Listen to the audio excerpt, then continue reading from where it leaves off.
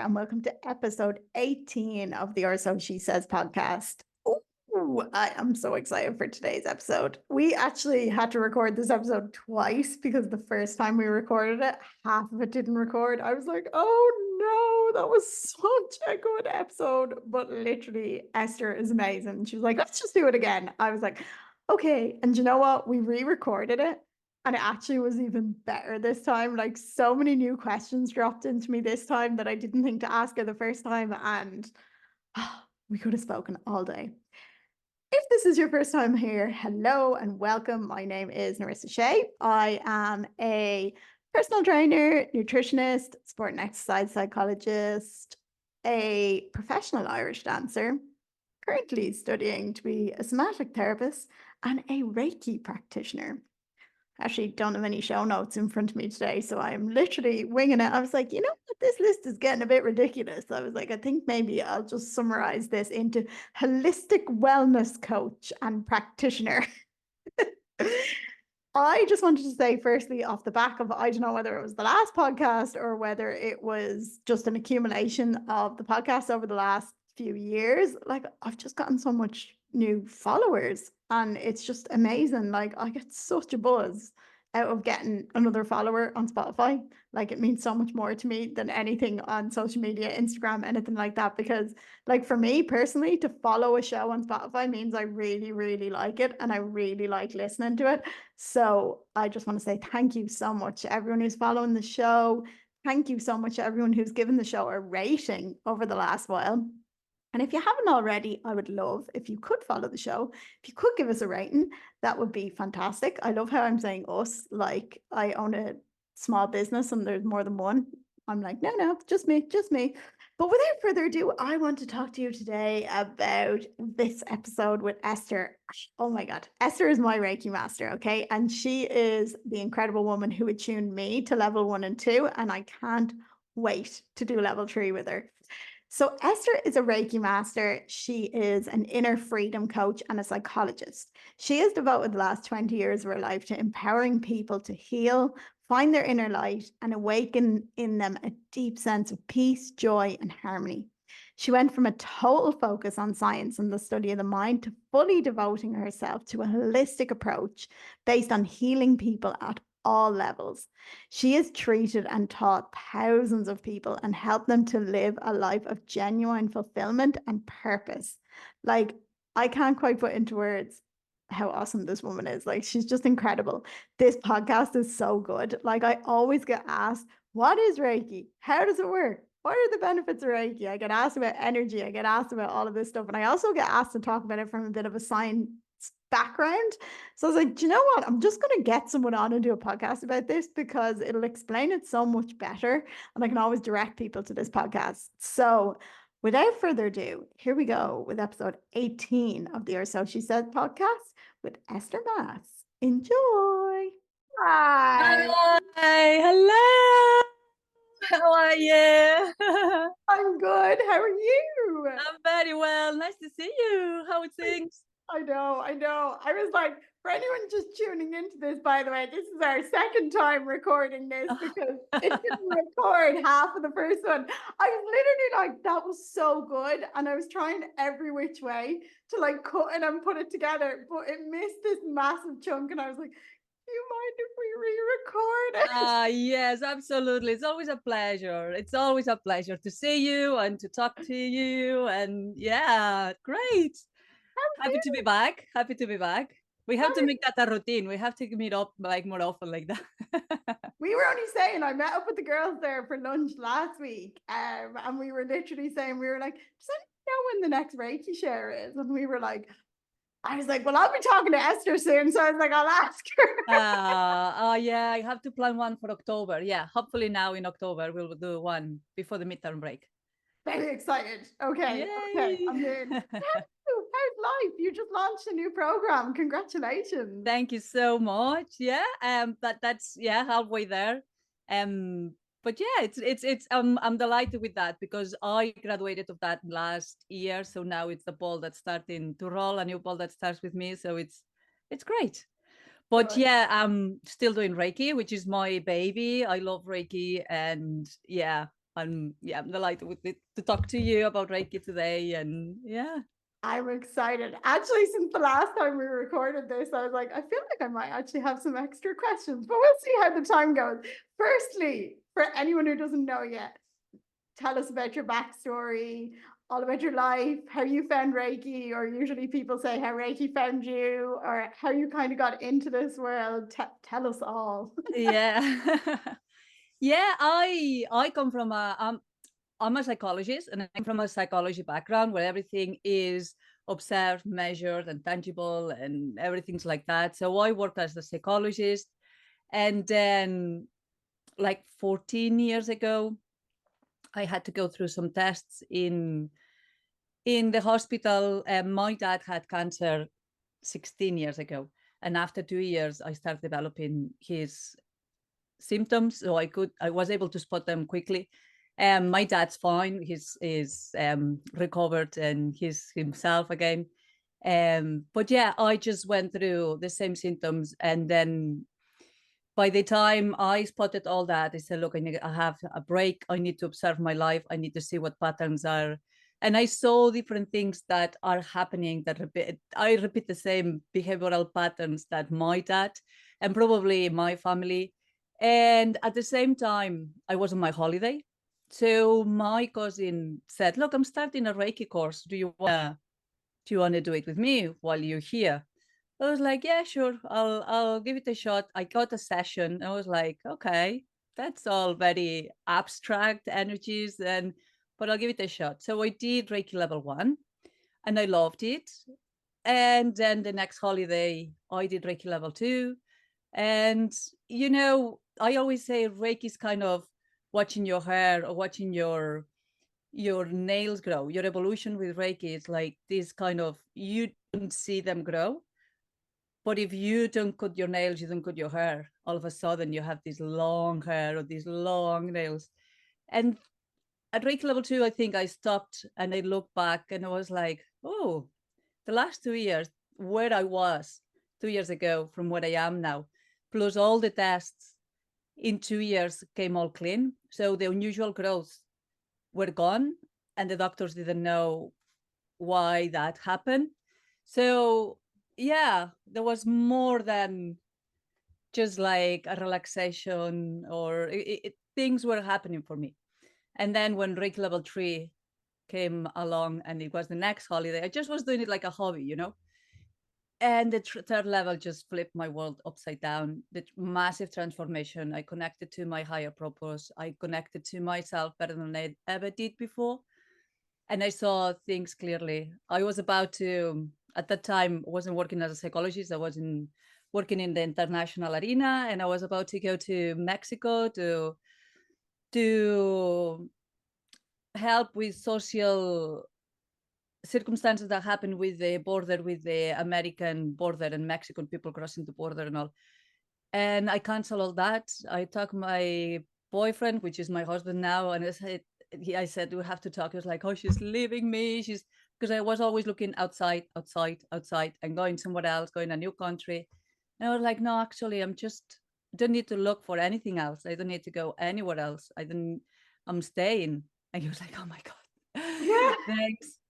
So yeah, sometimes we see ourselves looking outside for things. It's like that constant search that we have. But at the end of the day, it's the real search is inside.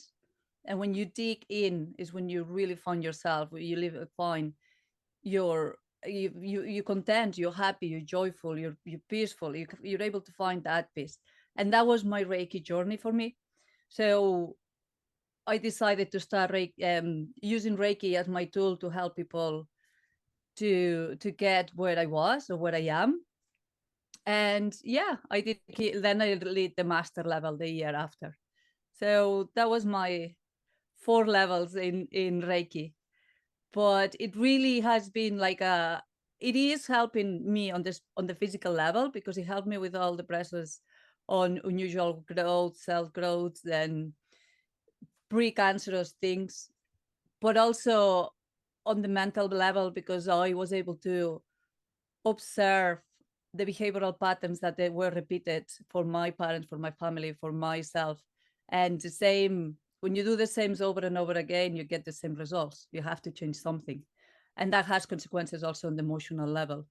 And obviously on the spiritual level, because I always felt that there was like a river meandering around until I arrived to the sea. And then finally, I saw there was no river or there was no sea. It was only water. It was only, it's all the same. So it's a spiritual tool. So Reiki at the end of the day is a holistic kind of treatment that you get that helps you at all these levels. Some people might choose to come because they have problems, like they always break their legs and there's something that's repeating there. Why am I? So it's a physical thing. Or some people are very stressed and they come to treat these levels of stress or burnout or anxiety, depression.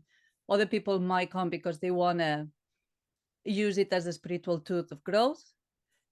But no matter what's your motive, your why you want to Reiki, it's always going to help you in all the levels. It's also we're holistic beings. So yeah, I can keep going on. I love that, but I actually have to say, and me and one of the girls were saying, one of the girls who's just done level 2, and we were talking to one of the girls who's done level 3, and we were like, because you said you did level 1 and then you waited a year and did level 2, Yeah. didn't you? You did it over a couple of years. And I remember doing level 1, and I was so excited. I was like, let's do level 2. We're going to do level 2. So excited, right? And I was like, I actually, even though you just did a level 3 there, I was actually saying, I was like, I'm actually really glad I'm waiting another while because I'm still feeling like stuff from level 2. Because you were like, look, this is like I'll ask you a little bit more about this down the line. But you were like, this is the mental emotional level. You were like, things are going to come up. And I was like, oh, yeah. And this year, I decided actually, because I'm always preaching to people, I'm like, talk therapy is amazing, right? Because we're human beings, like talking is so important. You're a psychologist, you completely understand this. But if you're not working with things on an energetic level, you can end up just repeating the same stories. Yeah. But then I went so far the other way that I was just working through things energetically since level 2. That stuff was coming up for me so strong since level 2, but it's not, the only way I can describe it is like, they were like triggers that were on fucking steroids, right? Because I wasn't listening to them for years. I was like, I literally, they'd annoy me a little bit before, but I just kept burying them down. And this year, since then, it's like they've come up, but not in a way that I was like pissed off about it coming up. It's coming up because I was like, oh, okay, right, this actually needs to be cleared. So I actually decided to go back to therapy as well and to do the 2 injunction, because I was like, Reiki's actually brought this to the surface because it's like, right, you're ready now to clear this.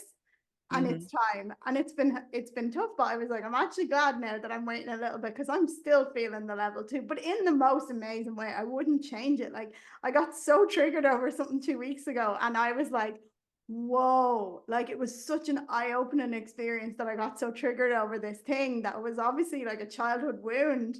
And I was like, shit, where the hell did that come from? And I was like, but the only way, and I think like I've been listening to loads of podcasts, especially working as like coaches and healers and all these people, I was like, I think a lot of the time as like yoga teachers and all, it can become a thing where you're like spiritually bypassing things and you just want to be all love and light and stuff. And I was like, that side of it's great. I was like, look, that side is easy, going for yoga classes and matcha lattes and feeling really zen. But I was like, if you actually want to be able to help people, you need to be able to deal with your shit. So like this year has been a roller coaster.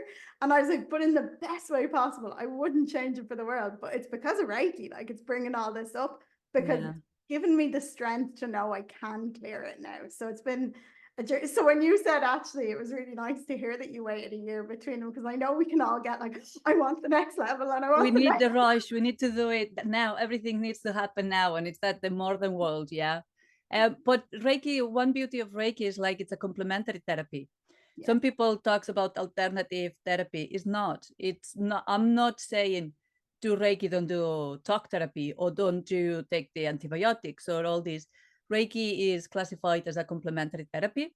Some people might choose to use it as an alternative, but that's the option, and it might work. But it's a complementary therapy, and it's fantastic that you can do the yoga, you can do the talk therapy, you can do the energy therapy, and you're doing everything. You teach yoga, you do the therapies, you're amazing. You have the whole package. But it's funny actually, because I got so into, like, I'm always preaching about the holistic side of things. And like what you're saying, we're holistic beings. And it's so funny that everything is like, I had a really crazy summer and I was just like, I burnt myself out so much. And like, there was just so much going on. I took on too much and I realized that. And I realized then recently, I was like, I've been doing like so much Reiki on myself. I have like regular clients, so there's so much Reiki and it's been amazing. But like it's really, really like given me the push now to be like, okay, but you also need to like talk through these things because, you know, mind, body, soul. I'm always like, they're all interlinked, but also like, you know, I went so into this that I was kind of like forgetting the mind. I was like, you are like a logical being who likes to talk about things too. So I was like, the therapy was great. And then it just so happened recently, I love the way the universe works. It's like I discovered this new yoga studio, and the teacher I found teaches this style of yoga called Katona yoga. And I've never heard of it in my life, but they teach everything using Taoism and metaphors and how your whole house or your body is like a house. And like they split it up into the magic square of 9, and they're like the basement is like your legs and your feet. So like if we're looking at it like energy systems, and I'll ask you about this later, it's like your lower chakras. So I was always like, yeah, I'm working on my third eye, my heart, and all this. Now, actually, she was like, you're not in your fucking feet. She's like, get in your feet, get in your legs, get in the crease. But actually, she was like, what I'm saying to you here is get your root chakra. You're not feeling safe. And then one of the things the therapist said to me was like, so how do you feel like safety? And they both said the same thing. One on a body standpoint, the other one on the mind. And then obviously this stuff was coming up for me, and I was like, oh shit. So this is when we say holistic. This is literally it. It's all of it. And it's so fucking cool when you link them all together. But I just Link think them all. Yeah. I'd never got here if it wasn't for Reiki. I'd have literally just been like going to yoga, doing all these things, and I was like, but not actually dealing with the shit that I needed to deal with. So I was like, it's been amazing. So that's a perfect segue for me to ask you, what is Reiki? How does it work? Where does it come from? And yeah, whatever direction you want to take that. That's a weighted question. I apologize. I know. Reiki is an energy healing therapy. And as a therapy or treatment, you use your hands as these are the means for you to channel energy. Reiki comes from Japan, and it was discovered 100 years ago, like 102 years ago, by Mikao Usui. Mikao Usui was, I'm not going to start with the whole history, but he went through Monkruma, did some meditations, and got a thing that's called Anshin Ditsume, which is kind of a type of illumination. And then he got that gift of Reiki.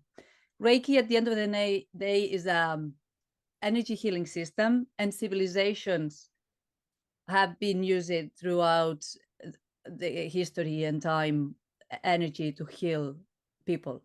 So it's not that Reiki is, as a system, is new. It's 100 years old, but energy healing systems have been existing since remote times, because energy is everything. We come from energy. So different civilizations have been drawing upon universal energy to heal the body, the mind, and the soul.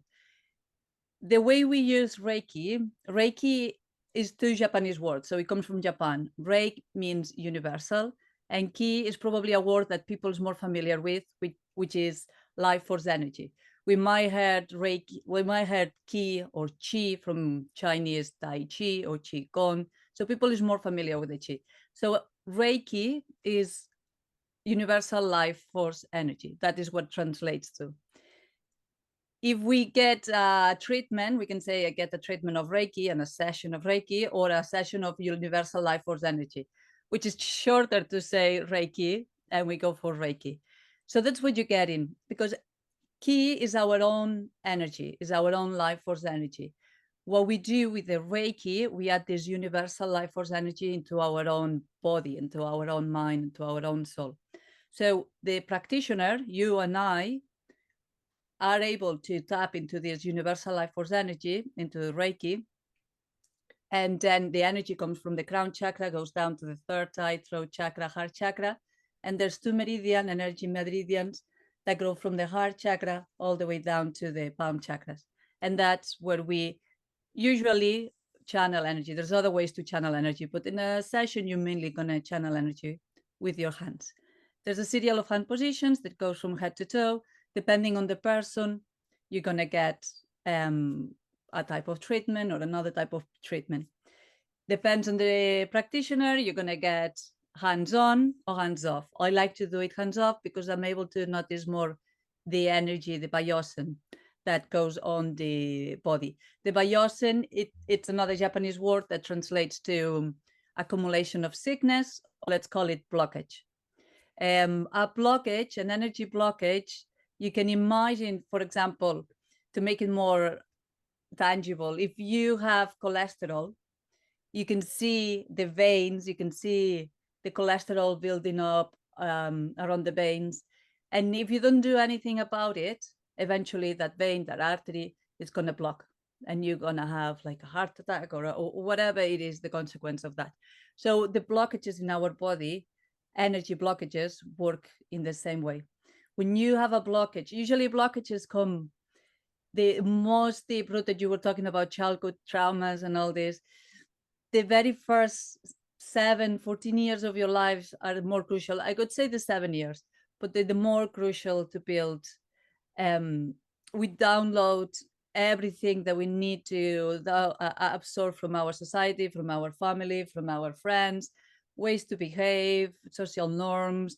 That's the whole super ego, the whole moral value, ways of behaving, the learn that it's helping us to create our personality, our values, our who we are, or the projection of who we are.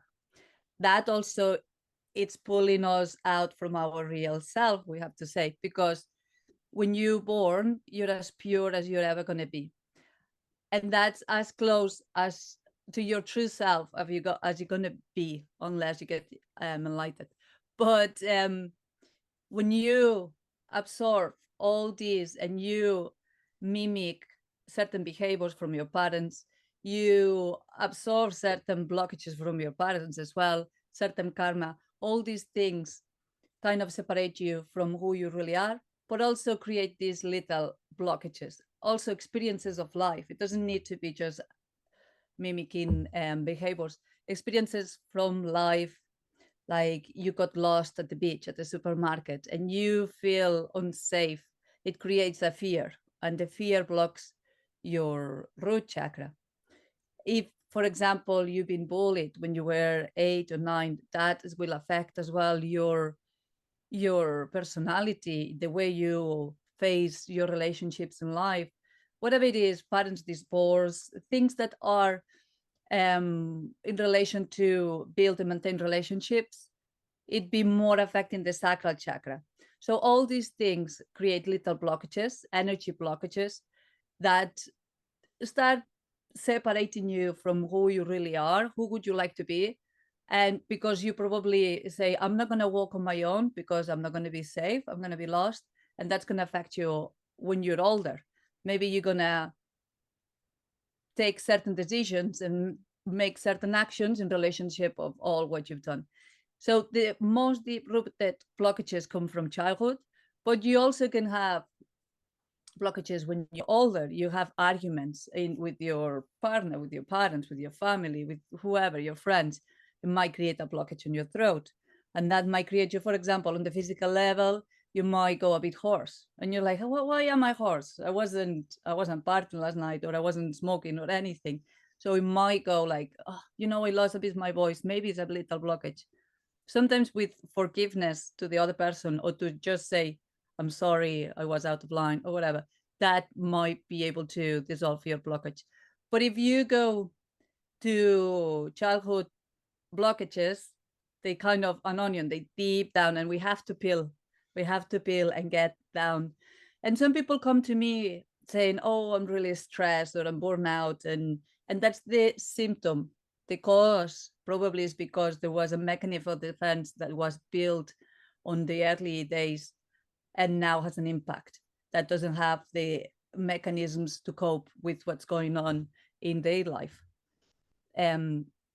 So yeah, Reiki helps when you when you channel this energy.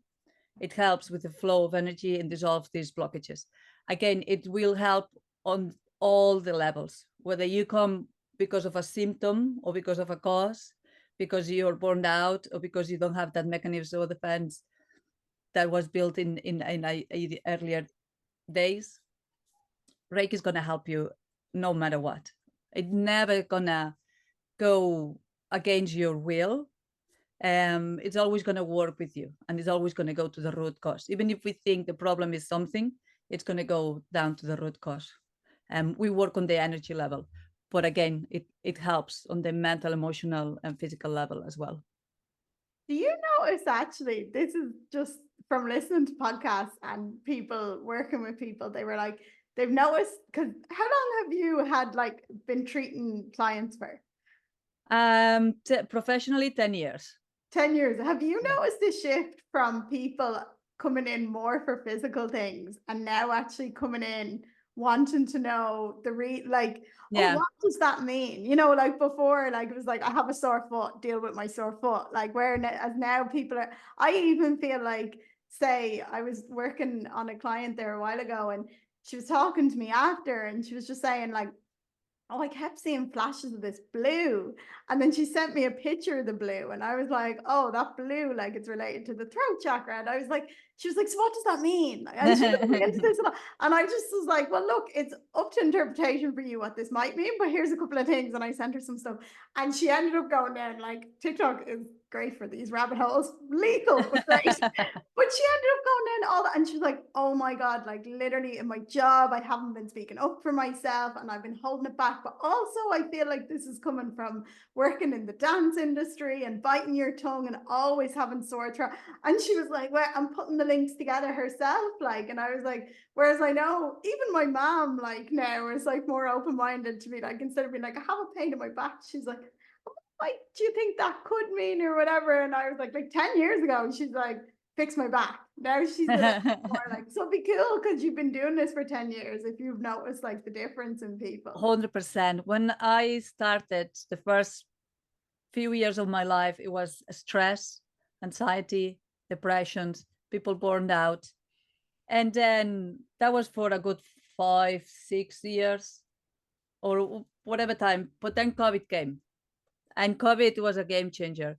People stopped. I know everybody was very worried, and the first year of COVID in 2020 didn't treat people because nobody could work, but just frontline workers.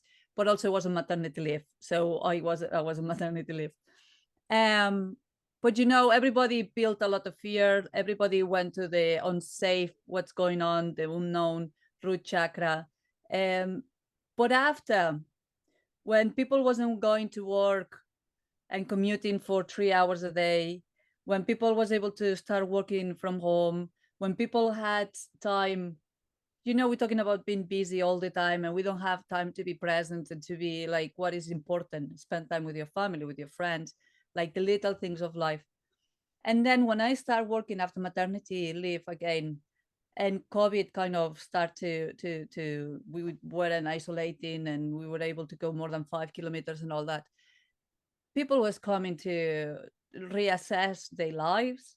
They really wanted to discover themselves, wanted to grow and evolve personally and spiritually. And, you know, I saw a massive shift on people wanted to, because we reassessed everything that was going on and the little things that weren't important. Like nobody's going to know if you have been an extra hour work, but your kids are going to miss you if you're not at home and putting them to bed, and they will remember that. Your boss is not gonna, you know. So yeah, But I noticed over the last year, again, people's back to the same patterns. People's back to be, again, stress and in the car and all this. So yeah, it fluctuates. It depends on the social circumstances. Again, we're social beings.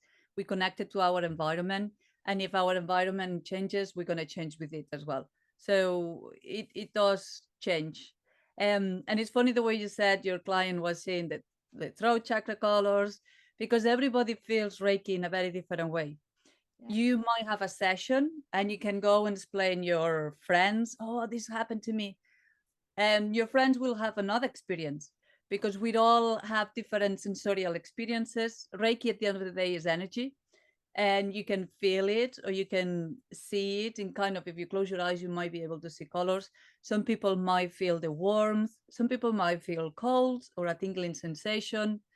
Different people feels it in different ways, and the same person's going to feel it in different ways from session to session, because as you said, maybe we had the throat chakra blockage and your client didn't speak up for herself at work, and then comes back the week after. I was like, you know what?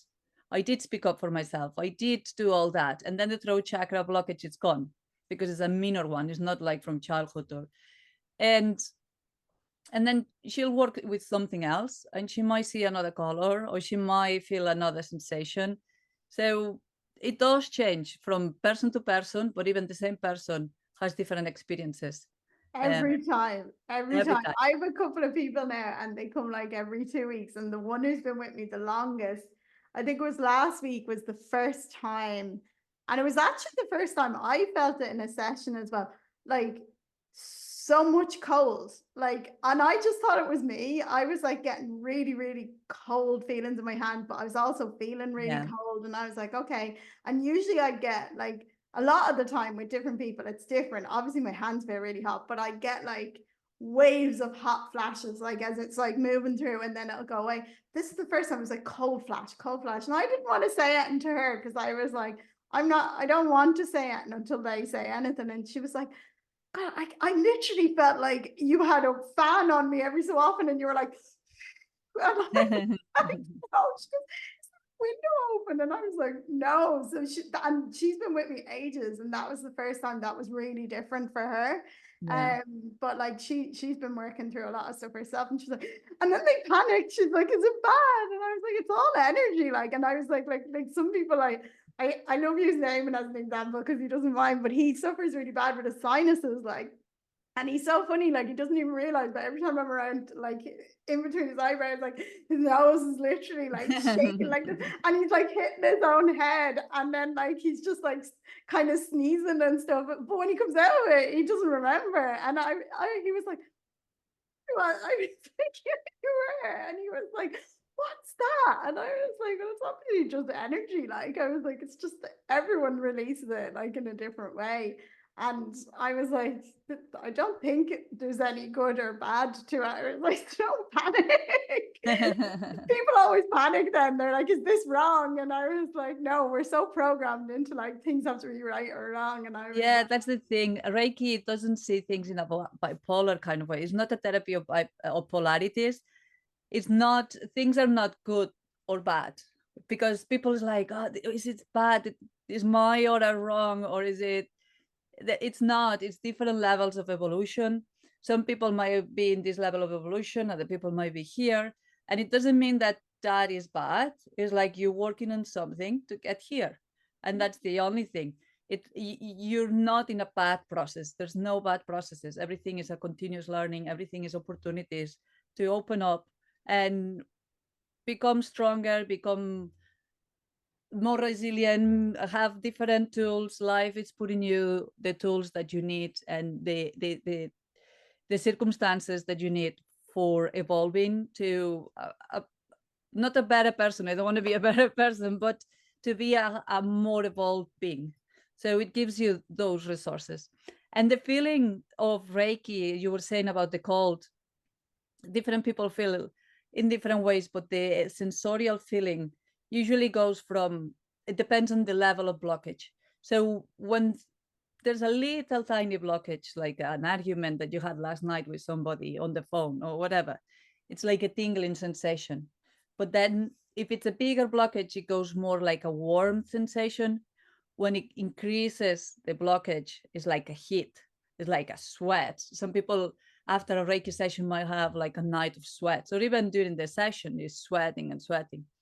But also it's funny the way it goes from really warm to cold. When you have a cold feeling, is that the blockage is even bigger because it rejects the warmth, it wants to stay there.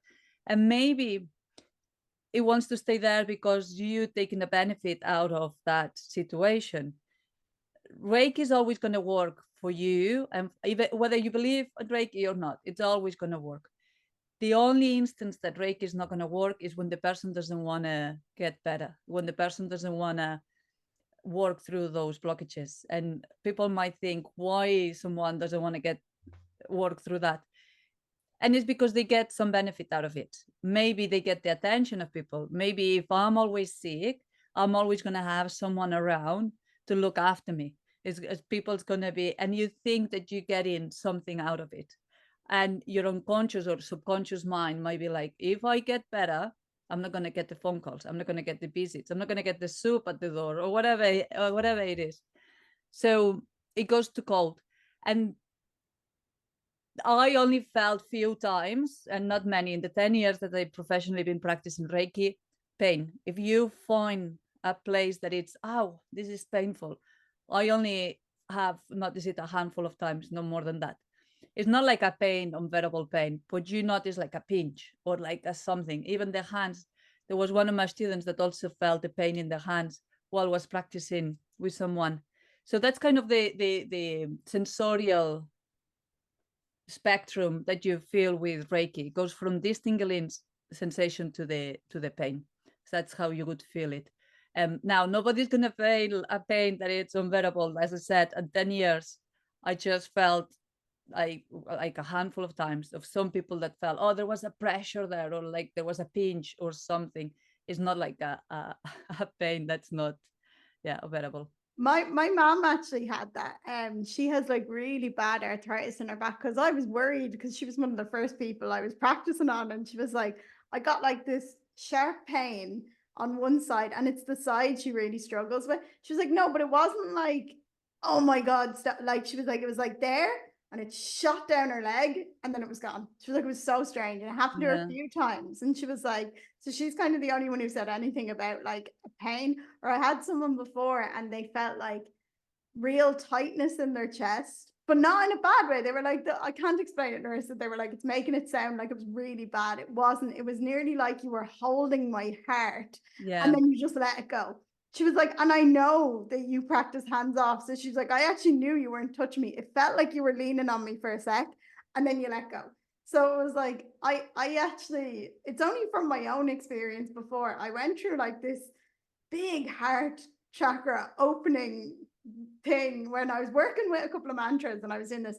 And then this makes it sound really extreme. I don't want to scare people. This was actually nothing really to do with Reiki. It was just something I was going through. It was around the full moon as well, which I kept getting a kind of a tightness in my chest. And it was really weird. Like I felt like I couldn't take a full deep breath. It was like I couldn't go. I kept feeling like I had to keep yawning, and it was the weirdest feeling. Like, and then I had like the night of the full moon was the worst. Like, I actually felt like my chest was so tight, but it wasn't like I wasn't sick or anything. So I was just like, what? So I kept just doing Reiki, and I was doing a bit of yoga. And it was as if the next day I opened up and it literally felt like it went boom. Like, and I was like, whoa. And all of a sudden my chest felt so open. Like, it was all energy. There was nothing muscular, nothing physical. And then literally, I'm not saying it's because of this. I was working with a lot of like love mantras and meditations, and like sending love out, love and compassion, and then self-love kind of stuff. I was just working through that at the time, and then literally got engaged like a couple of weeks later. But I was like, it's not like I was even looking for the engagement. I'm just saying it just lined up that way. But it was like something cracked open in my heart. But fuck, it was really uncomfortable for 2 days. So I was like, I know, like, most of the time, like, if I was getting Reiki off you, I remember when you were even doing it in our training and you were at my head.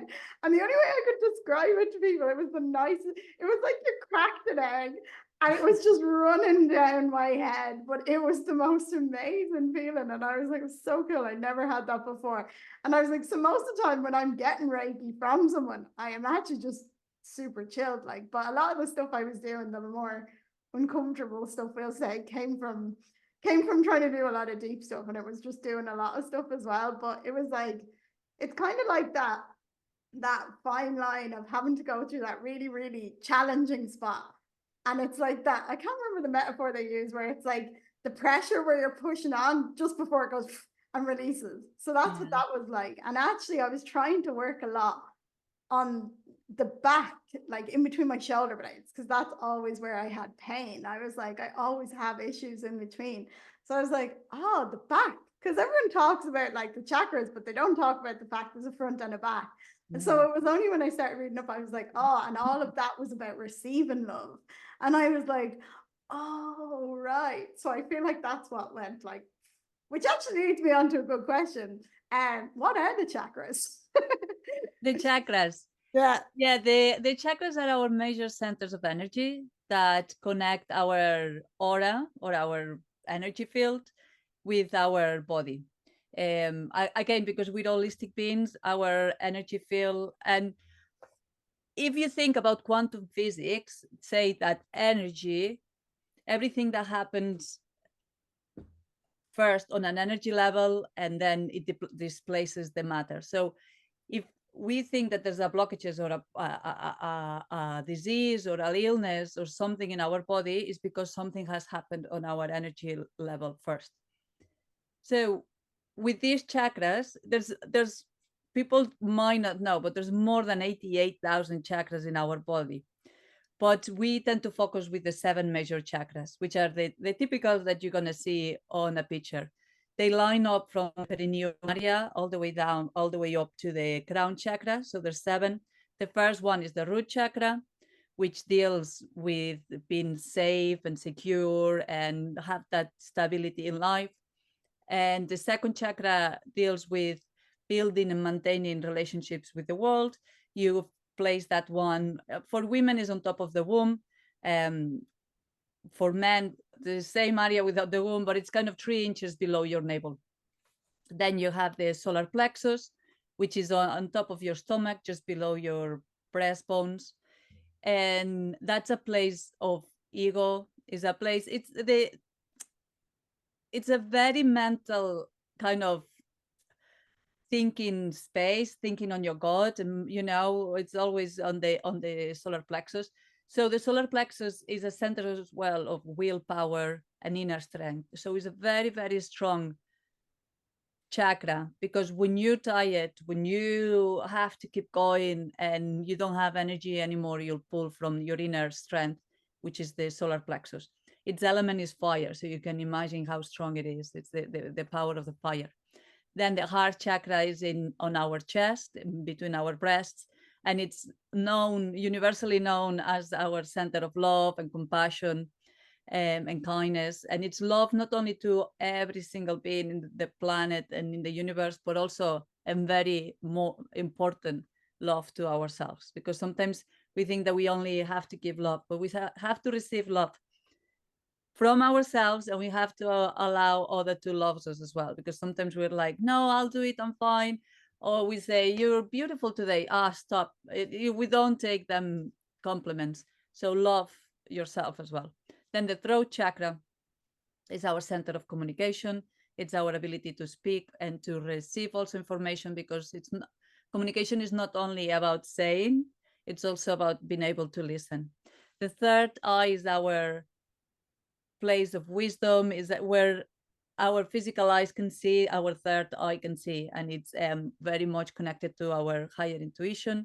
Sometimes we can see things coming before they even happen.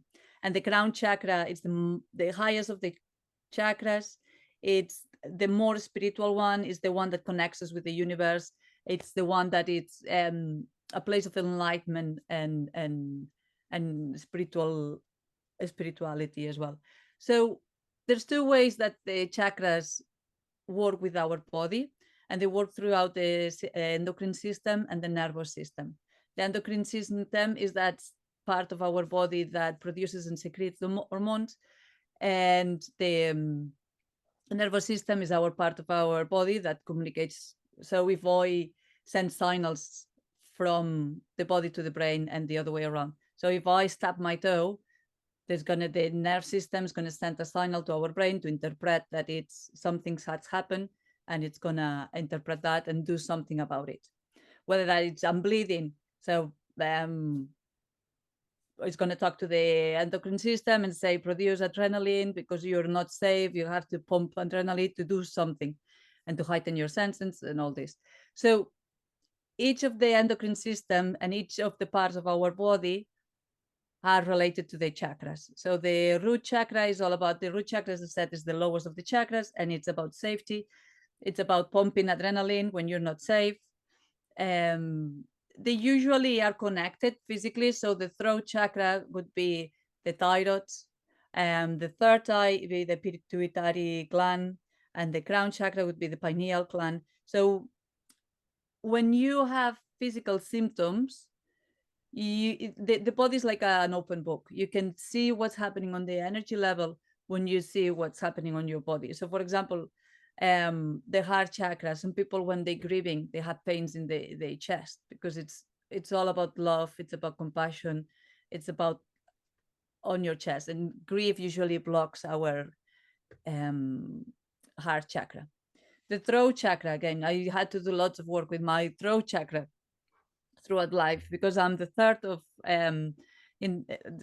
three siblings, and you know the youngest child. They always say to you, "Shut up, you don't know nothing," and all these things. So I grew up thinking that I knew nothing and that my voice doesn't count. So we tend to stay quiet, and until I grew up and I did my work and realized, hold on, I do have things to say. My voice does matter, and I know more than in certain areas that probably other members of my family, and they might know more in their own areas.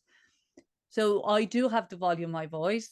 And when I work with all that, I am teaching in college, I'm teaching Reiki, I'm doing in my third language. You know what I mean? It's not even my first language that I'm, so I do have, usually what's funny is like your gifts usually are behind your blockages.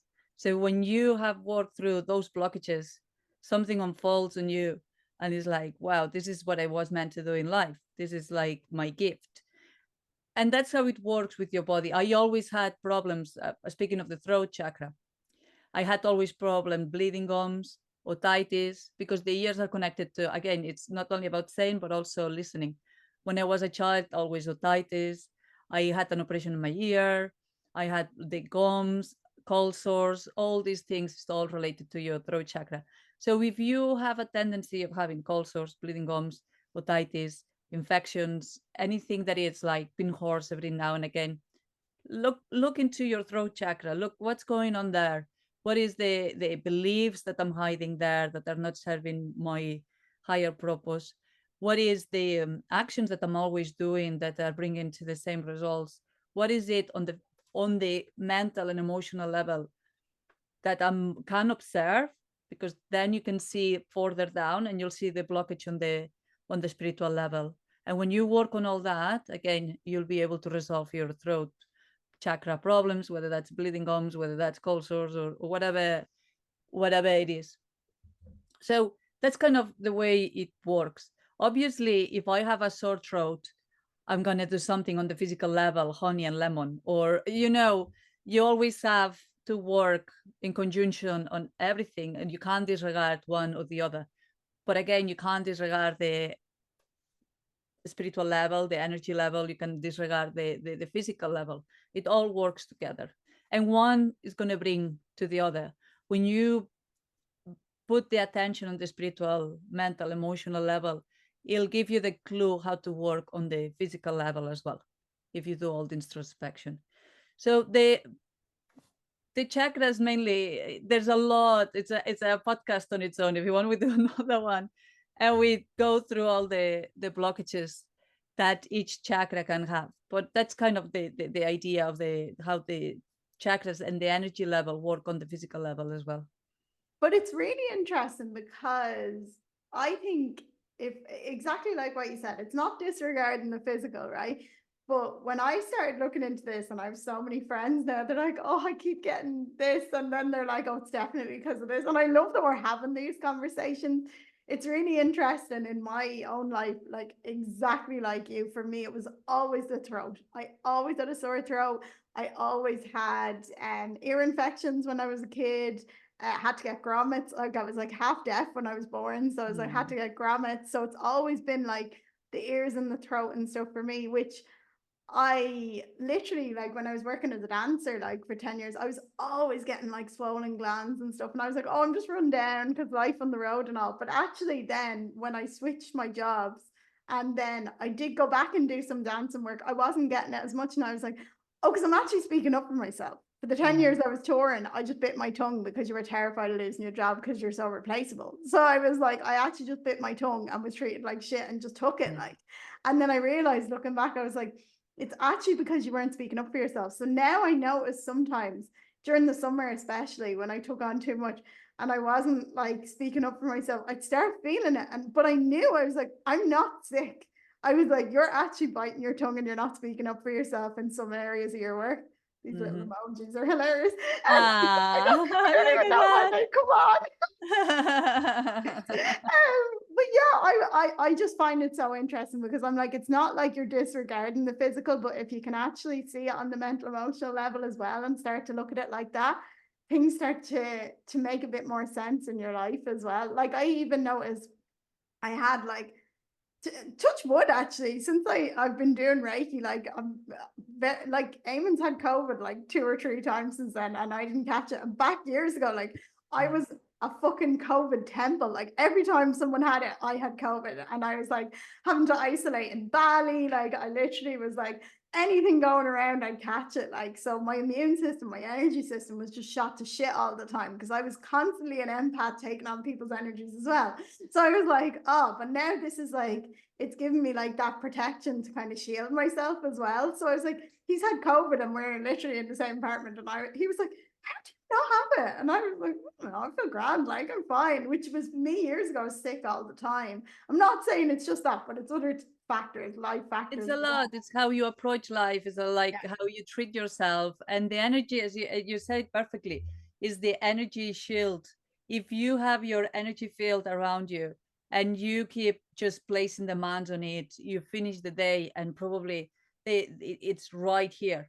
Whereas a healthy energy field, it extends as much as your arm, whether that's 3 feet or 1 meter, depending if you're meters or inches. So it's around 3 feet. So if you nurture yourself, you do Reiki, you do meditation, you do yoga, you walk, go for walks in nature. If you're a painter, you like painting, whatever it is that fits your aura, it's going to be big and wide, and it's going to be like your shield. So whether there's COVID around, obviously we're gonna get sick when we have to get sick. It's not like we're superhumans or we're like beings of another world, but it's less likely that you get sick. Is your recovery time is faster when you do have a cold, for example, or a flu. Flu usually is 7 days, 2 days up, three on the peak and low and down. Maybe instead of a week sick, you're going to be 2, 3 days, and you'll have a sniffle instead of a proper flu. So it does strengthen your immune system. It does shield you from factors that viruses or whatever it is around you. Also on the mental, emotional level as well. If someone is all the time at you at work, or you know what, you feel like, you know what, it doesn't bother me. I'm okay, because your shield is around you, because it's harder to get into yourself, into your physical body, mental and emotional, because you are treating yourself in the right way. So it is important to top up the energy on your shield, not just placing demands and shrinking and shrinking, because at the end of the day you're just gonna go down and yeah.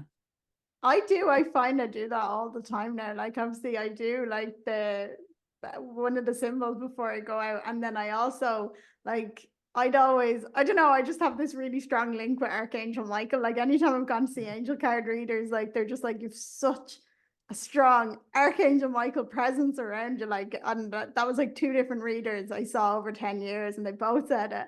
And so I just always picture like that blue light around me if I'm going anywhere, especially if I'm going somewhere where you know it's going to be like lower vibes, like pubs, places like that, where like if you're soaking up the energy, it's kind of a energy anyway. Not Yeah. that it's not good crack, like we all love going out and going to the pub and having a crack. But I'm way more aware of putting up a bit of a like a protection thing to myself, so I'm not soaking in everything. And I've Yeah. definitely found the difference, because actually for me, when I got really sick this year, touch wood, the one time I got really sick this year, it actually came off the back of someone telling me some really shocking news, which I found really interesting, because I was like, I'd done loads of work before then and I was exhausted and I was actually fine. Usually that would push me over the edge to get sick. And I was away, I was on long haul flights. I was like, that would usually give me a bit of the throat thing as well. I Yeah. was fine. But then I got some shocking news. And when I say it shocked me, you know, when you get that shocking news where you're shaking, like, and the next day we were going for like a spa day, and halfway through getting a massage, I literally just came down in this massive fever. Like I literally was shivering. I was like, everything No. was hurting me to touch. But I was so aware. I was like, holy fucking shit, that actually came from someone telling me that news. Now I would have put a million things together years ago and been like, oh, maybe I was around this. I was like, no, actually, that news shocked my nervous system so much that my energy system just got shot to shit. And I was just like, boom, and it just went fever. Even when I went to the doctor, they couldn't even actually.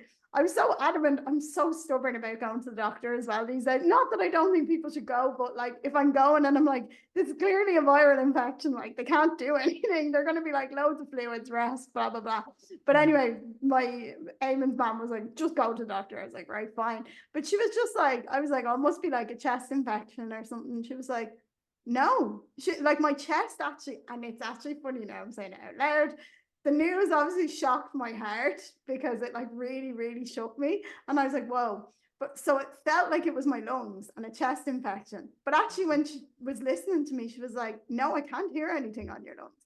And No. she was like, I think maybe you have a bit of a throat infection, so I'll give you some steroids. But I was like, my throat is fine. I was like, I don't feel anything in my throat. I feel it in my chest, which was really interesting. But that genuinely came from that shock.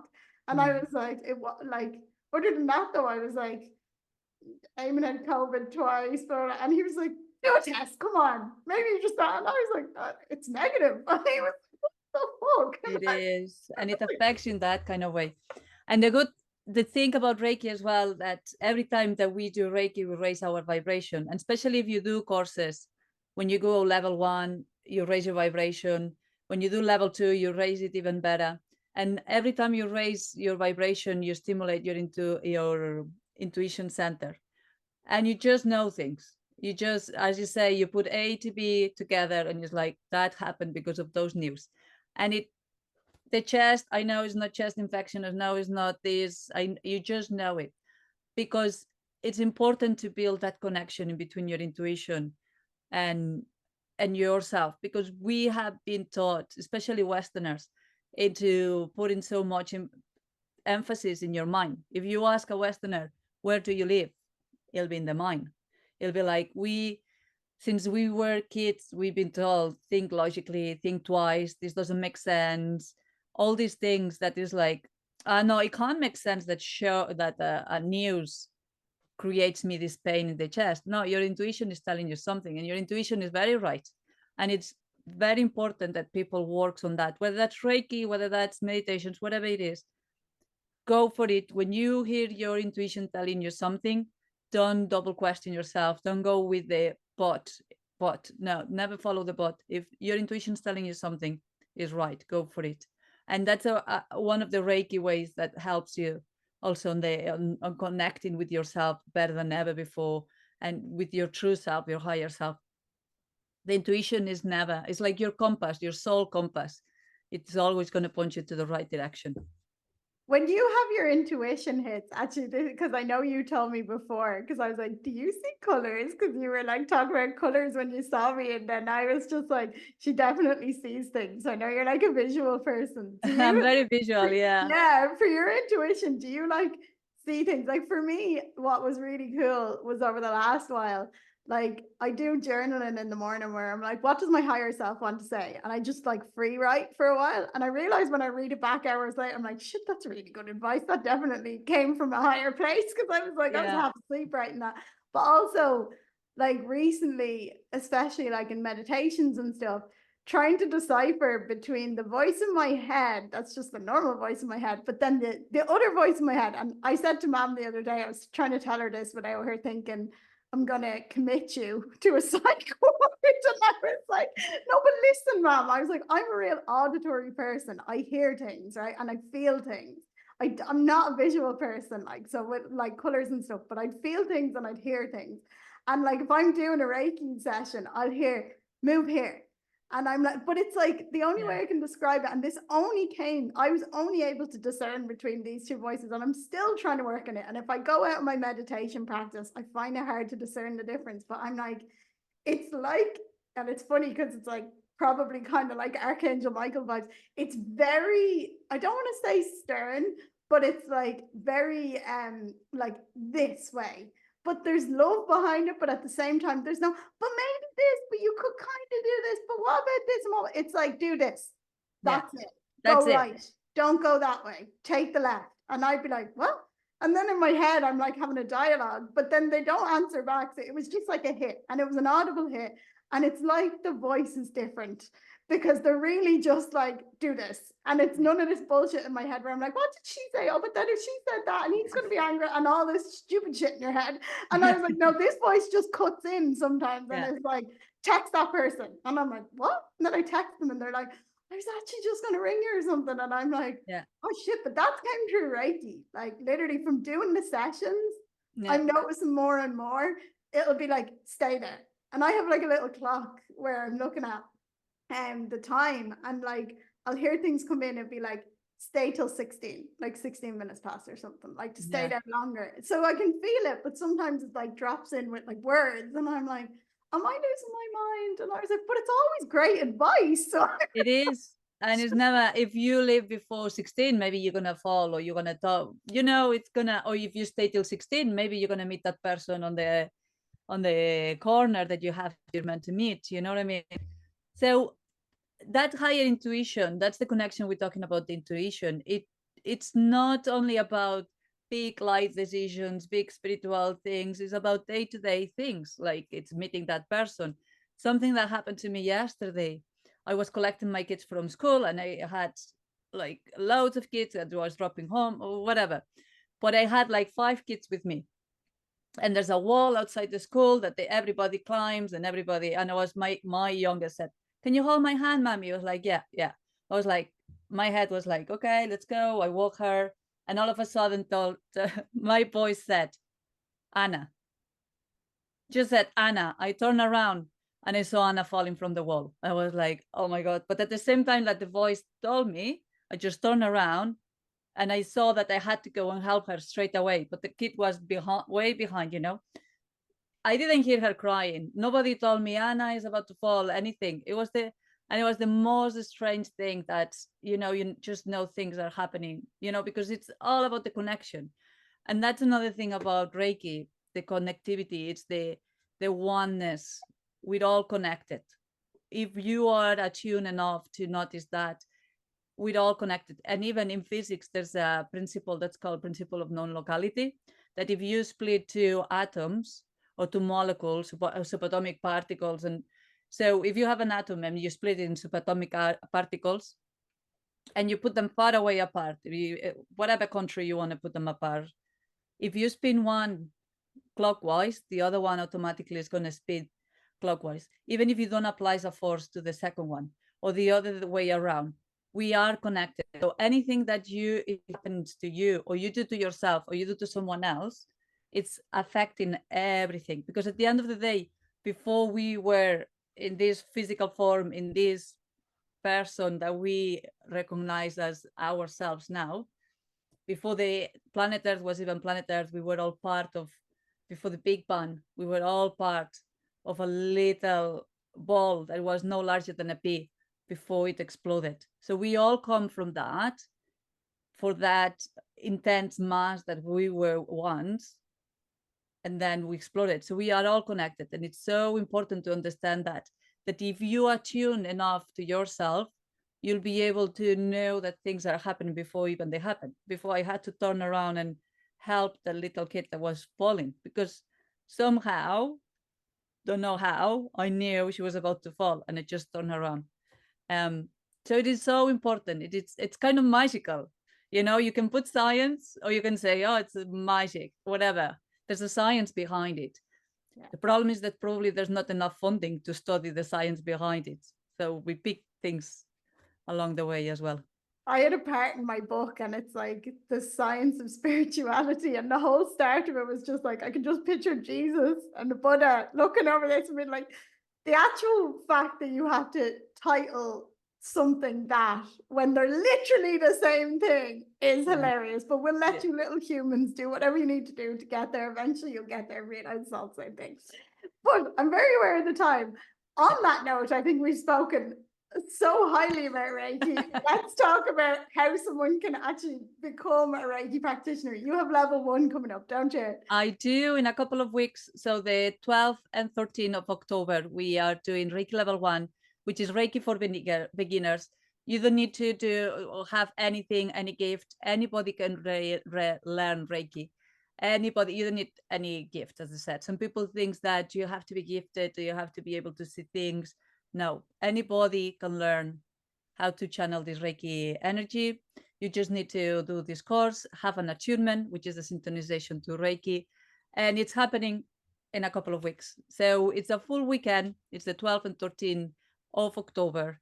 It's 9:30 to 5:30, and it's in Dublin 4. It's in Oscoiled. So if anybody wants to join, I'll be very happy to. I'm always happy to meet new people, and I always build relationships. For me, teaching Reiki is not just I pass you on the knowledge. It's like I have a responsibility, and I always create this connection with my students that I love, and it is so enriching. So yeah, join the course. It's I'm gonna jump in here and say, for anyone, even like what I actually would love to say is, even if someone doesn't want to become a practitioner, I think I remember someone saying, if the entire world could do Reiki level 1, the world would be a pretty fucking awesome place. Whether you want to work as a healer and help people or not, is like, I think one of the biggest gifts they gave me, on top of being able to actually feel like I'm helping people a lot more than I ever was with the coaching, was actually the self-healing and doing it on myself, because that's actually what's really, really changed my life over the last, it's been a year, because it was October last year we did level. actually, oh my god, time flies. I know. And actually what I want to say as well is, like, you are just an incredible teacher. Like, I was supposed to do my level 1 in Bali, and then I got COVID, and then I literally randomly came across the perfect date, perfect time, and it was Esther. And all I'm going to say is, if you're thinking about it, do it. Like, I just loved that you were so in depth. It was over the 2 days. You went so into details. You sprinkled a little bit of like science. We were talking about the matrix and all. It was amazing. It was just the perfect balance of, like, I felt so like, I was talking to my friend who did it somewhere else, and she was like, God, I just felt like after it, like, I don't even remember anything. Like, it was really rushed and it was really quick because they just did it in a day.